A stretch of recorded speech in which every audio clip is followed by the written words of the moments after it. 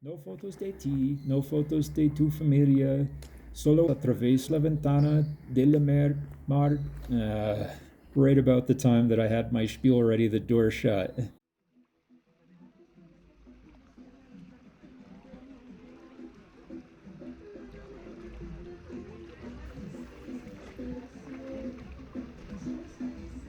Over Revolution Day weekend, my family and some of my wife's friends all traveled to Acapulco from Mexico City to enjoy the beach and the lovely southern Guerrero tropical weather while Mexico City was starting to catch its fall chill.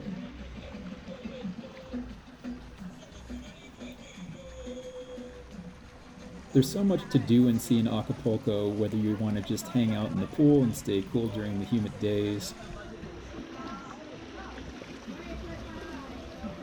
or see the famous cliff diving shows, enjoy some beautiful Pacific beaches,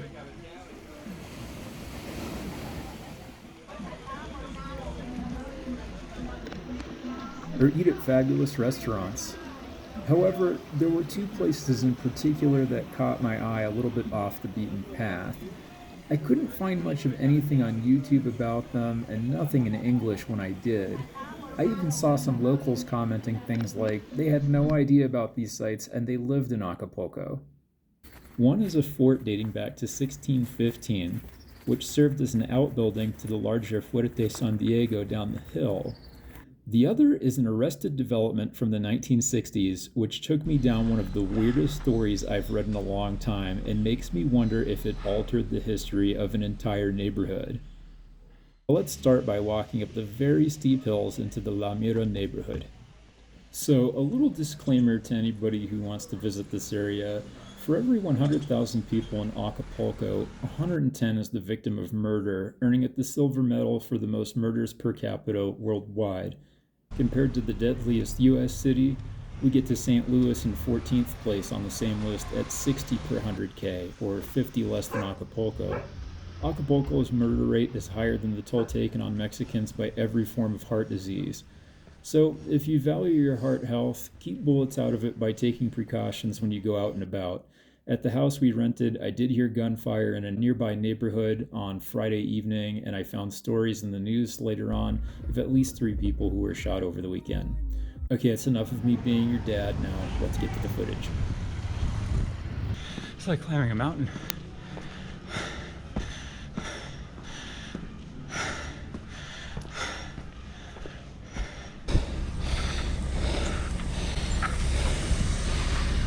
Morning, my friend.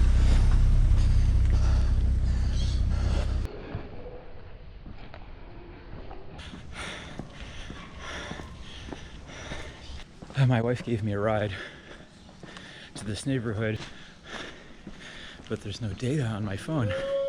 So she loaded up some data on my phone. Oh wow, it's pretty. But it still doesn't work. So literally do a good map reconnaissance, because that might be the only way that you can navigate when you get to some of these destinations. The first stop as I climbed the hill was a historic military site dating back to the coast of New Spain. Fortin Alvarez was built to store the powder and cannon ammunition of the main fort. Since it was up on a hill and it was smaller, the idea of a lucky round igniting all of the powder and destroying Fuerte San Diego was mitigated by placing a significant quantity of powder out of harm's way. The fort called San Diego today was not the first fort built on the site. Actually, what we see today is Fort San Carlos, named after Carlos III, the King of Spain. However, people kept calling it San Diego, and so it's just still known as San Diego to this day. Sorry, Carlos. Fortin Alvarez dates back to the original fort, or around 1615. So while San Diego might be a larger attraction and in a safer part of town, I felt like seeing Fortin Alvarez was actually taking a glimpse further back into the history of New Spain. During the Second French War with Mexico, a squadron of French warships destroyed all of the forts in the bay except Alvarez.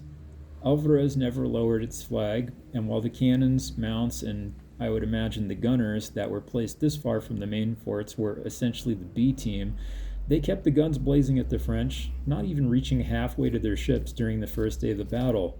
The second day of the engagement, Fortin Alvarez started placing its rounds more accurately on the French ships, and so the French decided to leave. While the French cannons had managed to get some rounds to fly up the hill and dangerously close to Fortin Alvarez, the side effect was that other rounds which weren't as accurate were landing on the town itself. Now, there was an American warship, Saranac, which was in the area in a posture of neutrality. A boat disembarked from Saranac with the American flag flying over it and was able to convince the French commander to stop shelling the civilian structures. Perhaps being unable to fight Fortin Alvarez without continuing to inflict collateral damage on the town itself, certainly along with the increasing danger that they faced from it, they decided to sail off, having managed to silence the guns of the main Mexican forts in the bay. While this was not a victory against the French, a cheer went up from the defenders for at least managing to get in the last word from the side of Mexico.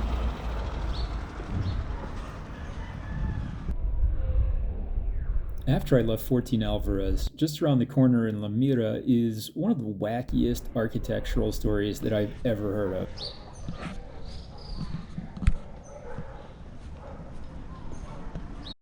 Hal Braxton Hayes, who you can read about at halbraxtonhayes.com, was born in 1911 in North Carolina. He was a builder like his father and was able to secure some large government contracts making military housing, among other endeavors. At one point, he claimed to have invented a type of house which could be constructed in just over a half hour using prefabricated forms of his design. He was a bit of a playboy in the 60s, attempting to marry Zsa Zsa Gabor, building a posh Beverly Hills mansion which Prince later lived in. It wasn't all glitz and glamour, though. At one point, he rented earth-moving equipment and then just didn't pay. Then he offered 50% of the original payment, and after that was accepted, he even backed out of that deal. There came a point where a judge wrote to, at the time, President Eisenhower and, at the time, Senator Lyndon Baines Johnson, warning that the success of this builder seemed to be that he simply wouldn't pay for some of the capital he utilized to run his business. Not even 8:30, and I'm already completely covered in sweat. It's a really nice morning, though.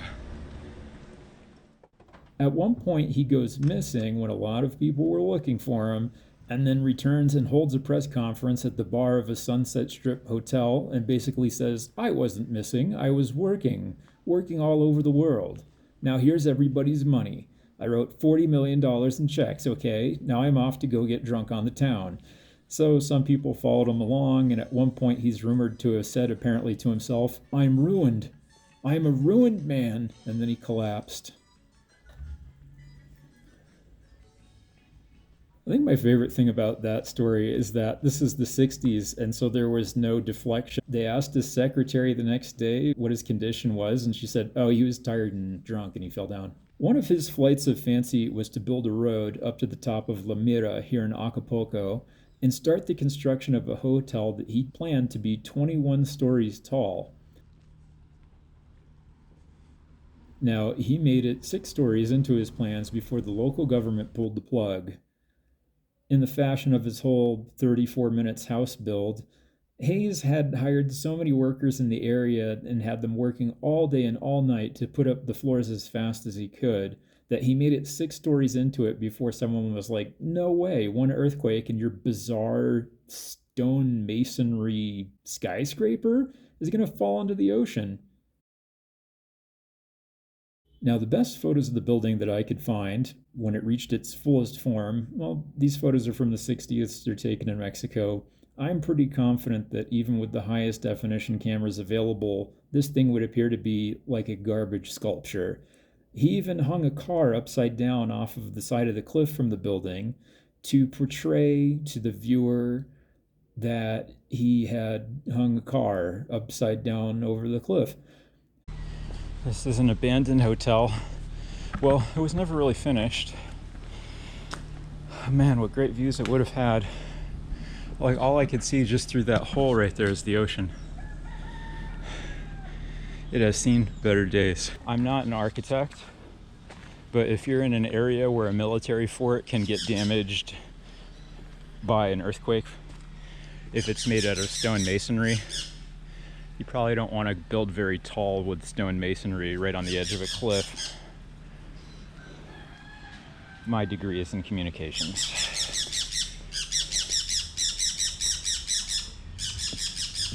It looks as though this would be stone that was left over from the construction.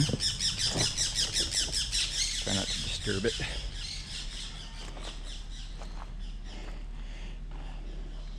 And this appears to be a dump.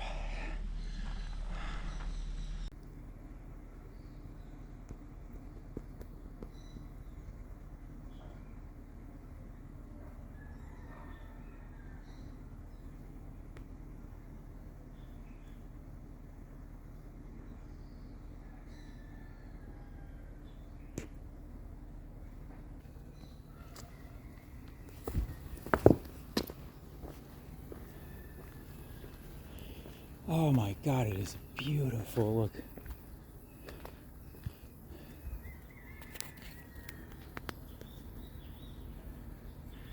If he'd finished this hotel, it would have been the place to stay. This makes me wonder what was really meant for La Mira versus what it is now. What if Hayes had built a nice hotel with full permission and all of the documents and geological surveys, etc., and all the information to prove that it could withstand earthquakes? And what if the neighborhood then had shops and touristy stuff and attractions and the whole little microeconomy that pops up around a beautiful cliffside hotel with the best view in town? Instead, he started to erect this monstrosity, and anybody who wants to build on the site would first have to deconstruct the garbage tower in order to get started with their building. On the other hand, the abandoned Torre de Mister Hayes has withstood every earthquake since the 60s and not fallen into the ocean. But then again, if they had let him keep building it to 21 floors of this handmade stone masonry from what appears to be no specific plan, but who knows how that story would have ended. So what legacy does Torre de Mister Hayes leave? An American coming to Mexico to muck it all up for everybody for all time, and now we have to look at this monument to dumb egotism for who knows how many more decades? Or was this weird curiosity all that was ever meant to be on the site? Is this its fullest form? I wish I could speak enough Spanish to harass the locals about their opinions, but at the hour I went, I only saw a few folks and they mostly looked like they were getting ready for work. But apparently, someone lives in the tower? Roof dogs. Now, this is their house, and so if anybody goes to try to retrace my footsteps, please give these people their peace and dignity, especially when you consider that it's an exceedingly dangerous neighborhood. I have to develop more of a killer instinct about trying to get shots and photographs and stuff. So a gentleman who looked very this hour of the morning, let's just say, came out of the Torre de Mister Hayes, and I had a shot that I was doing and I didn't want to abandon it, but all of a sudden it occurred to me, if I could ask this gentleman, like, si yo tomo un foto de tu ventana, something like that. I think he saw the glimmer in my eye that I was trying to think of the words, and he was like, we're good on that, and he just went back inside.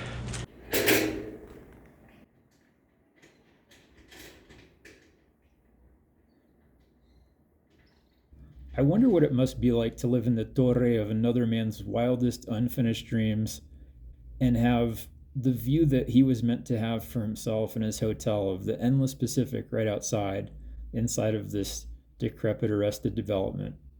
There's somebody in there. No matter what might be inconvenient about this home, that view really has to be something.